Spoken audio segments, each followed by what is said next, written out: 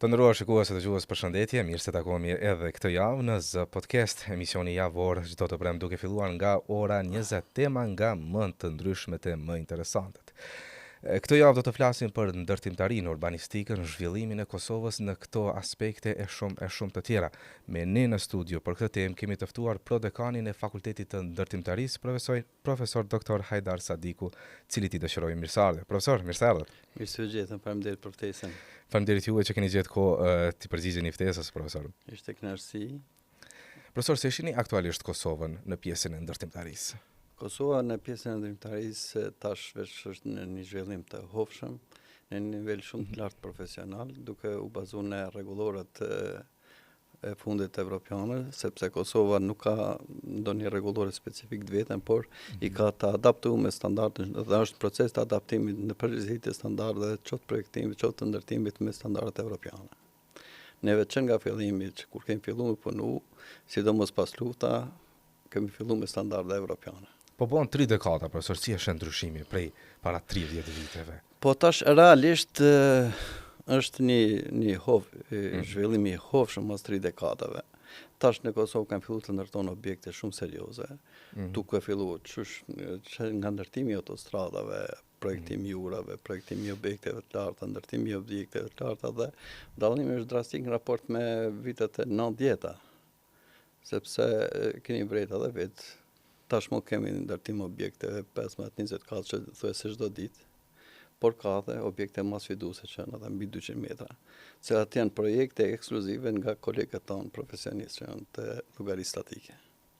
Janë këto në përputhje me elemente tjera që duhen marrë parasysh? Realisht, unë jam të fol më shumë për anën e inxhinierisë ndërtimit, plotësojnë kriteret e inxhinierisë ndërtimit, plotësojnë standardet për kualitetin e ndërtimit, për projektim antisizmik, sepse jemi zonë sismike, këto janë karakteristikat. Në pjesë aktive e sismologjisë. Po. Mirën parasysh të gjitha elementet, ka aftësi të përballoj. Patjetër se gjatë analizës struktura, bëhet analiza statike e një analizë veçantë teknike, po të mas shumti është analiza sismike, sepse jemi zonë aktive sismike. Po kur kemi objekte të larta, bëhet edhe një analizë që është, domethënë se në pikpamje të lartësisë që është era. Shumica në raste tek ne ndikimi meritor është prej sismikës, sepse jemi zonë aktive sismike. Ka ndonjë inspektim që ju bëhet ndërtesave apo? Po. Inspektimin nëse ka nevojë, tash gjatë gjithë kohës, gjatë ndërtimit bëhet përcjellje, mbikëqyrje, edhe kontrolli i kualitetit. Do të thotë që nga momenti i vendosjes së themeleve derisa të përfundon objekti është në mbikëqyrjet e organeve kompetente profesioniste që janë laboratorët e ndryshme për kontrollin e kualitetit, inxhinierët mbikëqyrës të kompanive mbikëqyrëse profesioniste kështu me radhë. Profesor, kur po flasim për Kosovën kemi parasysh shumë qytete. Si e shihni dallimin në mes qyteteve, Prizreni, Gjakova, Gjilani, këto? Po realisht ndërtimi është në të gjitha qytetet i hovshëm, po dallon Prishtina, diskutohet se Prishtina ka për shumë ndërtime, por edhe Prizreni, edhe Prishtina në goxha në ndërtim, edhe Gjilani, edhe Ferizaj, sidomos Ferizaj karakterizohet me ndërtime të objekte mbi 15 kaç. Ashtu kanë bën urbanizmi i tyre, kanë dhënë lejet, edhe komuna jep lejet për objekte 15 kaç, 20 kaç kështu me radhë. Profesor, kur jepen këto lejet, ndonë se nuk jeni profesionist në këtë pjesë, po çfarë mendohet, cilat janë elementet që mirën parasysh? Aspekti i identitetit, i kulturës, është sfiduese të ruhet në një anë identiteti dhe në anën tjetër zhvillimi i hovshëm mbi 15 katë. Realiteti është ky. Objektet e larta janë caktuar me zonat urbane. Urbanizmi bëhet paraprakisht, dhe janë caktuar me zonat ku mund të ndërtojnë objekte të larta dhe ku nuk mund të ndërtojnë objekte të larta. Dhe mbas të asaj përcaktohet, për shembull, është zona ku për shembull në Prishtinë kemi Lakrishtën, ku aty është zonë ku lejon objekte të larta, ku është i ndërtuar 40 katë, që kemi edhe tash ndërtime si për objekte që kanë me qenë lartësi mbi 200 metra. Ndoshta që kanë me kalu edhe këtë ashtu quajtur 40 kaç, sepse nuk është 40 kaç. Po ka objekte serioze të realizuara aty që janë bën llogari statike prej profesorëve të Fakultetit të Inxhinierisë Ndërtimit edhe inxhinierave të diplomën tek ne.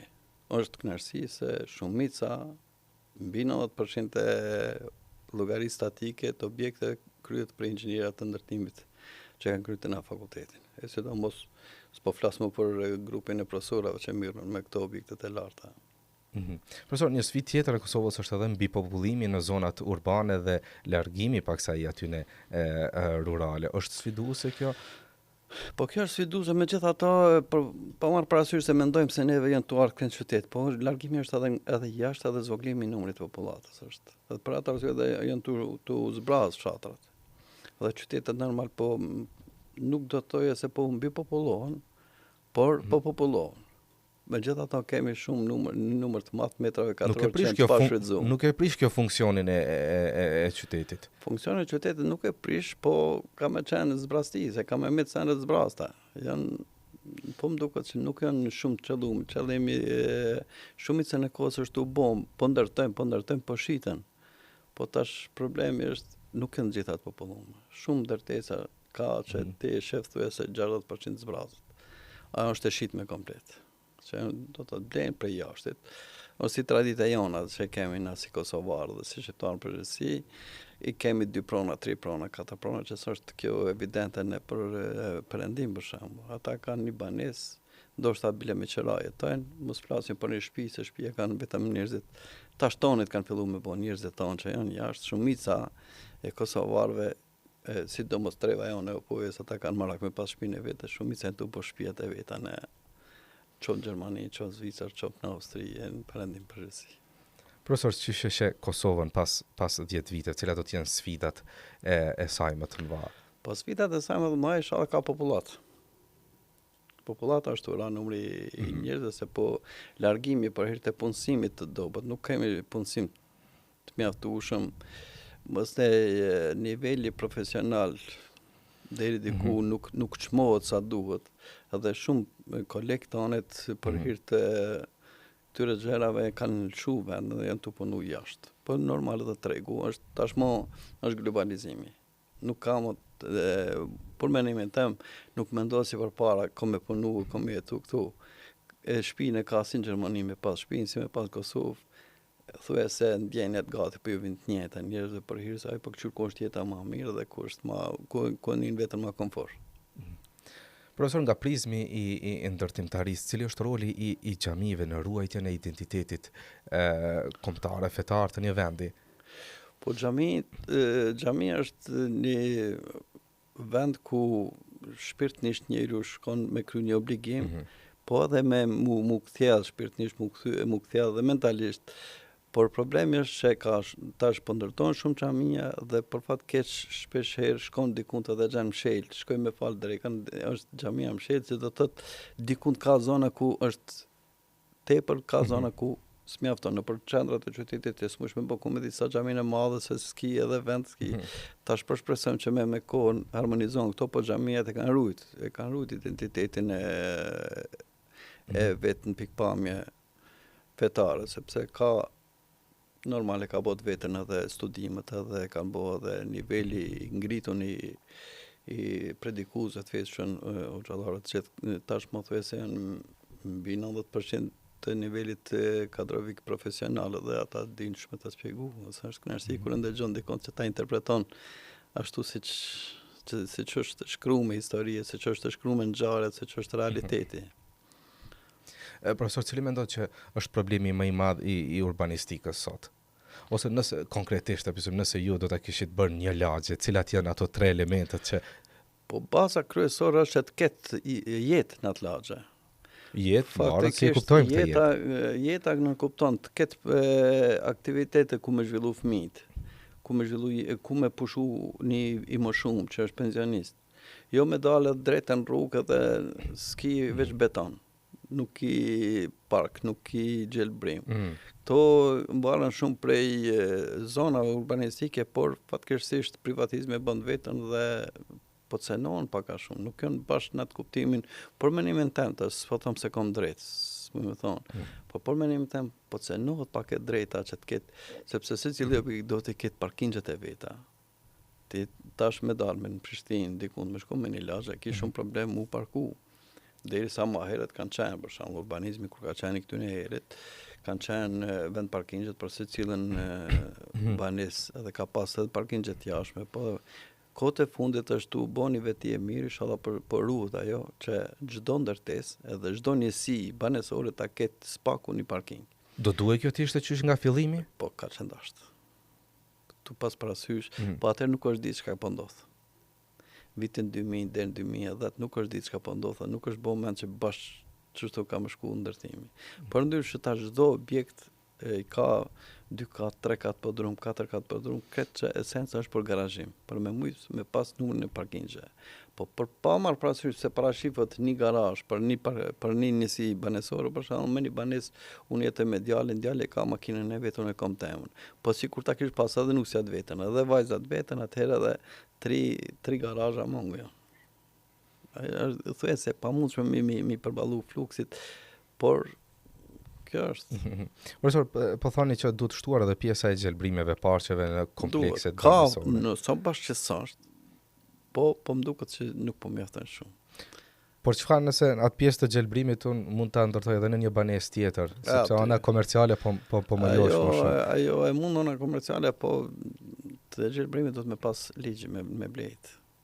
Është janë koeficientat të ndërtimit tash inshallah si kamuflojnë. Po shpresojmë që si kamuflojnë. Profesor, unë dua ta nis një shtëpi dhe cilat janë elementet kryesorë që duhet i kem parasysh, procedurat, rregullat, elementet. Po mbi të gjitha është e para ta zgjedhësh një profesionist për me bë projektin. Edhe e dyta ta përcjellësh idenë e tij, jo ai se s'di inxhinieri unë vetë e bëj këta, se s'ma ka bë mirë, unë ndroj këtë. Si të fillon me ndrua ke prish. Përndryshe po bëni një objekt me karakter, me kriteret profesionale e ardhmja është e mirë. Pse? Në qoftë se ti ki me harxhu pelet ose drum një kamion, atëherë po e bën e mirë izolimin, ki me harxhu gjys kamioni. Ose rrym, ki me harxhu shumë a pak. Gjitha këta janë gjana, ki me pas ku me parku kerën, ki me pas ku me pushu, ku me ull, ku me ne, qatë gjelbrimin, qatë një PM, ki me pas aty, kur e bën me nivelin e dur profesional. Po edhe kualiteti, qëndrueshmëria, edhe ato janë aspekte që ndikon. Është vedia sa duhet në këtë pjesë, apo ne akoma... Kohët e fundit, tu pas parasysh faktin se niveli kulturor veç jemi vashu prej niveleve të perëndimit, shumë është tu respektu, sidomos në përfshatën të bëjmë gjëra të bukura, shtëpi të bukura, ndërtime të bukura, edhe me nivel të mirë profesional edhe kualitativ. Sidomos ku kanë hapësira, ku kanë sipërfaqe të mjaftueshme, janë shumë të këndshme objektet. Se normal për cilët e për projektin arkitekti, zgjidhen arkitektonike ka të mirë, zgjidhen konstruktive ka të mirë, edhe normal ai objekt ka më qenë më funksional, edhe më i këndshëm, edhe për sy, edhe për opinionin kur kalon dikush në për ato fshatra e shef bukurinë e saj. Profesor, pse disa ndërtesa përmendet pjesën aktive sismike? Pse gjatë tërmeteve disa zona shkatrohen më shumë, disa më pak? Ka zakonisht gjykime që ato nuk janë të ndërtuara me materiale sa duhet dhe ka hile ta quajmë ashtu. Janë dy fenomene këtu që ndikon tërmeti. Unë pak në aspektin fetar e lidhi shpesh çështjen e tërmetit. Tërmeti ndodh në 2-3 faza për menimin tem. Kur don e Zoti me dënu, s'ka inxhinieri që mund mi përballu. Se e çon një funksion çasjesor që bën e kret hekur, kret armaturë ka me shkrinj. Po ka kur don me ta tërheq brejtën, bën lëkundje të vogla, edhe ona tjetër është ajo e treta është tash. Nëse flasim për 10 vitet e fundit, është e fundit kjo kualiteti. Tash s'po flasim për objekte që ndërtu para shumë kohë, se për shembull standardet kanë qenë tjera, kërkesat kanë qenë tjera, kriteret kanë qenë tjera. Por ndërtesa që ndërtu me 10 vitet e fundit, sidomos ose 15 vitet e fundit, po thëmë ne, në Kosovë, thuja se mbi 90% i plotësojnë kriteret antisizmike. Ka kualitetet mira. Po flas për gjërësi se tash gjithmonë ekziston edhe dopta, po dominon e mira. Profesor, kam parë një video, nuk e di sa është reale, në Japoni, ku ndërtesa të mëdha në boshtin e saj kishin që në rast tërmeti ato lëvizni vetëm pjesa e boshtit, ndërka pjesa sipër qëndronte statike. Po janë ata amortizuesit sismik dhe ka. Aty Japonia është vendi më aktiv sismik në botë. Dhe ata janë të trajnuar edhe njerëzit psikikisht. Ata marrin lehtë tërmetin. Po dhe objektet kanë izolator të fuqishëm seizmik edhe projektimi është seizmik. Po dhe japonët janë njerëz të mirë. Pse po thonë njerëz të mirë? Çdo njeri që puna është farsë. Dhe në moment kur punon, edhe punon me ndërgjegje, atëherë njeri i mirë. Prandaj dhe Zoti më pak tenton me dënu. Kur je punëtor, kurse këtyr punon në tjetër, kur këtyr punon tonë, kur punon fer dënimet janë më të vogla. Prandaj edhe ata i përballojnë seizmikat e tyre, pse kanë ura shumë të fuqishme, kanë objekte shumë të larta, sepse nuk kanë tokë shumë, po që janë rezistencë shumë të fuqishme ndaj tërmetit. Po ka dhe atje dëmtime, që na si di. Profesor, na sqaruat edhe një element pjesën nga aspekti fetar. S'mundemi keni qenë edhe në haç, një udhëtim i gjatë. Na tregoni si kaluat dhe çfarë ndikimi pati ky udhëtim tek ju? Është një përjetim i veçantë. Të drejtën, unë nga vetë fakti që kur arrin deri te niveli profesional thjesht mësimdhënës në universitet, do të thotë ke kalu shkollën fillore, shkollën e mesme, fakultetin, unë kom pasë magjistraturën, kom pasë doktoraturën dhe kreto kanë qenë sfida, kreto kanë qenë solemnitete ndryshme, po kjo është një dasëm e veçantë. Edhe martesa është njëna prej solemniteteve, po haxhi është një dasëm e veçantë. Pse është e veçantë? Sepse është kurorëzimi i gjitha sfidave, thuaj se je tash na për fat keq unë kam rënë moshën 60 vjeçare me shkollë dhe kjo është ajo këtë këto tjera të kompletu më herët. Dhe tash kjo është më e veçantë sepse kur i shef 1.900.000 njerëz me të njëjtin mend, dhe gjitha llojet, dhe unë gjithmonë mendosha ky ka ardhur për një shtëpi me kashte, ky ka ardhur për një ndërtesë 50 kaçe, ky ka ardhur për 70 kaçe. Bësha Malajzia, bësha Afganistani, bësha ato shpellat, to 90.000 agjilerë prej Turqisëve që kanë veç në Turqi nga llojet ndryshme të banimeve. Dhe ajo është një përjetim i veçantë, një përjetim shumë i veçantë. Emocioni që nuk e di edhe shumë me përshkrua, emocioni i brendshëm edhe karakteristik. Mund ka vë përshtypje interesante sepse edhe kom një veten shumë të lumtur që kom arrit me krye një obligim. Që më ka taku ndoshta për hir që kur ta jep Zoti një mundësi, nëse më ka dhënë mu pasurinë, unë me pas shtëpi, me pas banesë, edhe mi ka dhënë fëmijët e shëndetshëm me këtë hajrit, atëherë obligimi ka qenë i patjetërsueshëm, ka dësh Zoti, kam shku me gruan edhe kemi kryer si obligim, po shpresoj tash fëmijët kanë më shku më të ritmi, sigurisht kanë më shku më të rit, sepse unë kam ju thonë që nëse keni mendën më shku, edhe nëse na jep Zoti mundësi, ju doni më shku më të ri. Sepse shumë domethënë më shku më i ri përjetimi është më tjetër. Ne kemi pas rini aty që më kënaq, 18 vjeçare kur e shifshe ti, emocioni ishte tjetër. Çfarë ndikimi pati te ti saktësisht? Si u ndjeve kur e shkele tokën e bekuar? Si u ndjeve kur u largove prej saj? Takimi i parë me çapën është nuk besoj që ka ndonjë njeri që mund mi përballo emocioneve. Janë emocione shumë shpërthyese.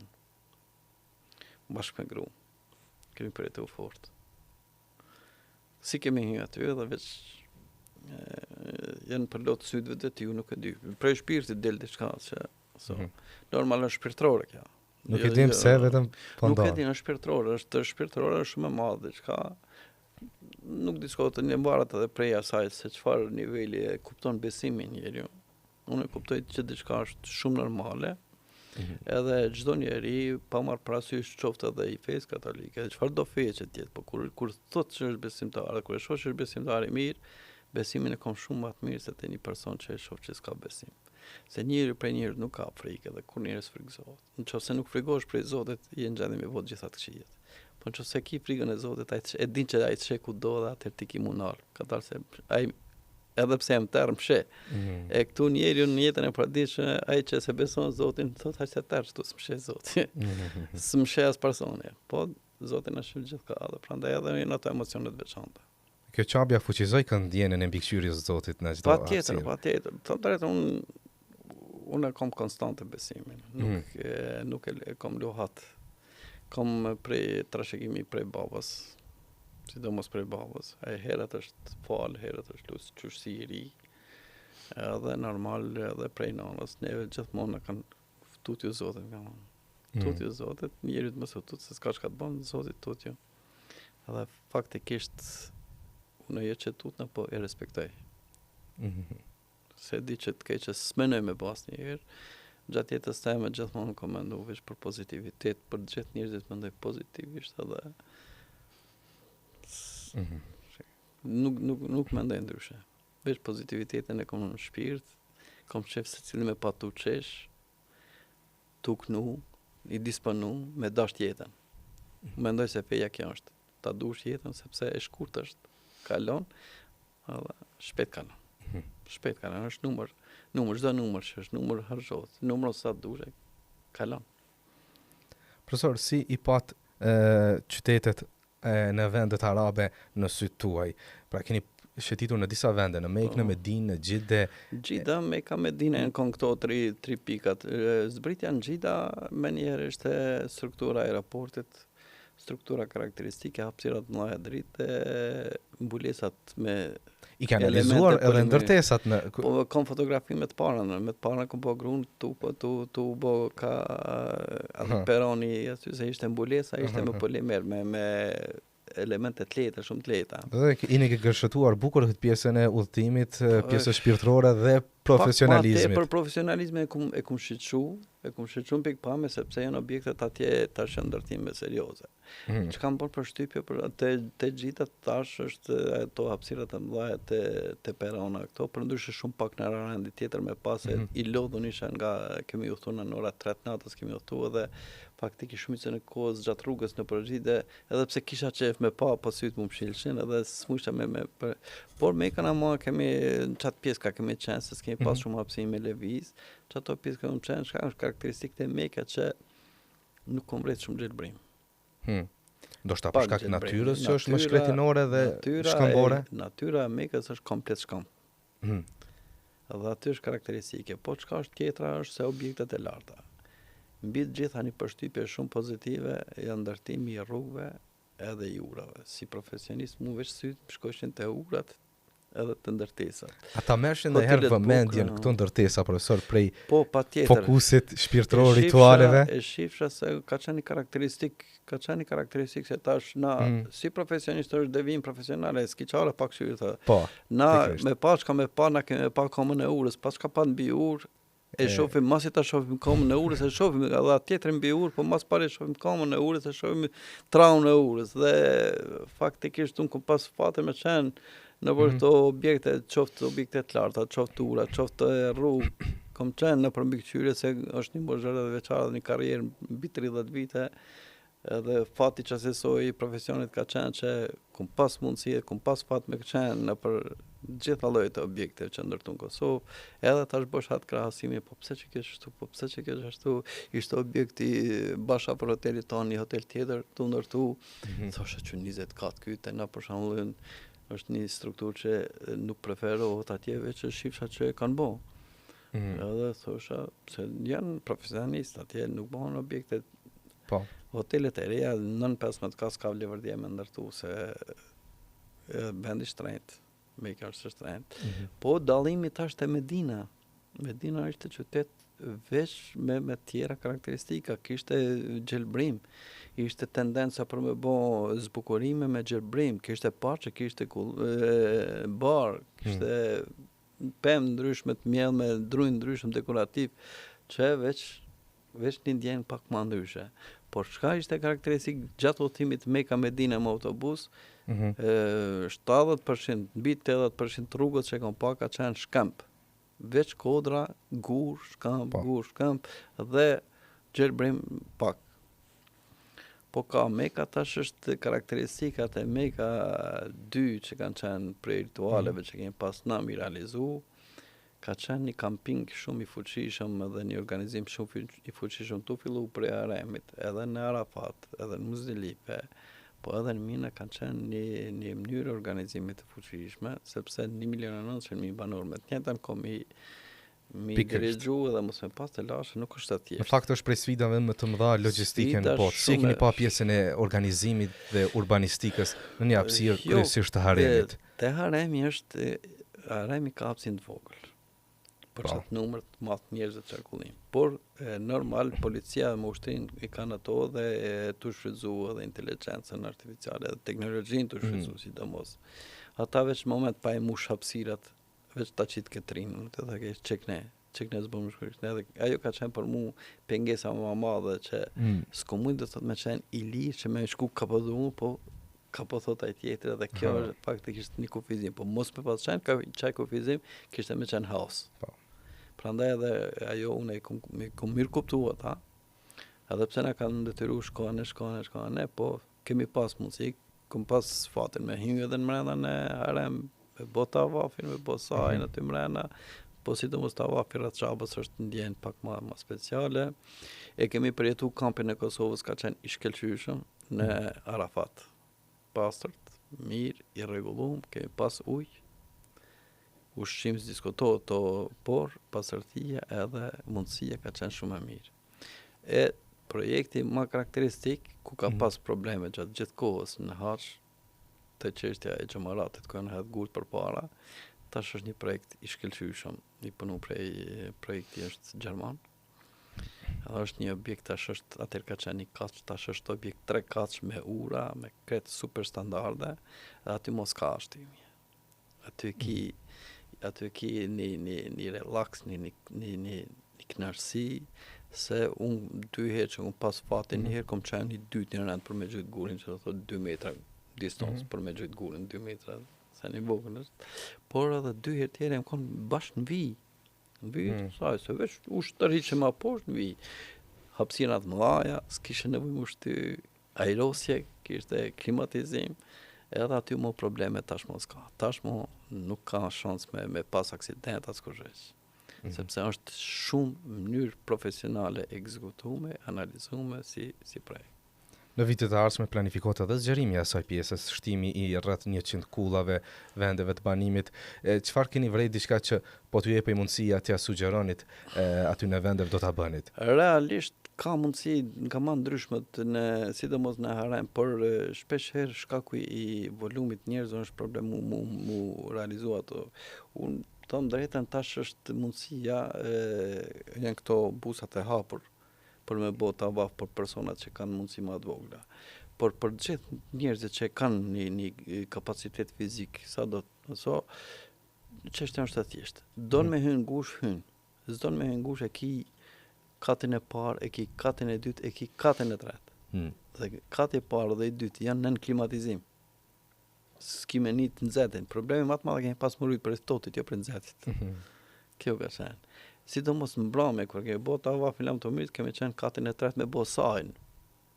Po ka qenë një përjetim i veçantë, i këndshëm.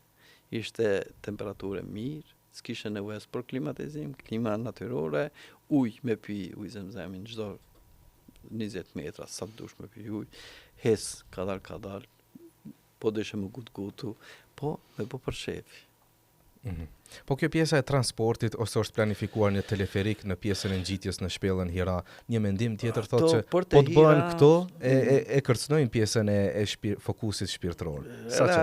Realisht jo, çka lehtësohet zoti e ka marrë lehtë, mirë, kur ki mundësi me shfrytzu, unë mendoj që ashtu. Po.